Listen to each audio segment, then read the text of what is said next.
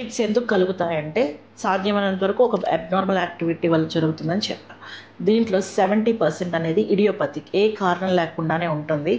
మన బ్రెయిన్లో electrical activity run అవుతుంది. రిమైనింగ్ 30% వచ్చేసరికి చిన్నతనంలో ప్రీనేటల్ కానీ పోస్ట్నేటల్లో వాళ్ళకి బ్రెయిన్కి ఆక్సిజన్ సరిగ్గా అందక, ఆక్సిజన్ డిప్రైవేషన్ వల్ల, second congenital and malformations of the brain stroke రాంగ్న, సివియర్ హెడ్ ఇంజరీ వల్ల కానీ, లేకపోతే మెనింజైటిస్, ఎన్కెఫలైటిస్, బ్రెయిన్ యొక్క ఇన్ఫెక్షన్స్ వల్ల అండ్ బ్రెయిన్ ట్యూమర్ వల్ల కూడా మనకి ఫిట్స్ అనేవి వస్తాయి. ఫిట్స్కి ట్రీట్మెంట్ ఎలా తీసుకోవాలి?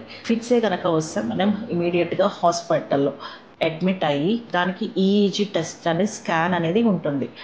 కొన్నిసార్లు స్కాన్ అనేది అబ్నార్మల్గా ఉంటుంది, కానీ కంటిన్యూస్గా సీజర్ అనేది మనం అర్థం చేసుకుంటే నార్మల్గా ఉన్నా కూడా ట్రీట్మెంట్ అనేది తీసుకోవాలి.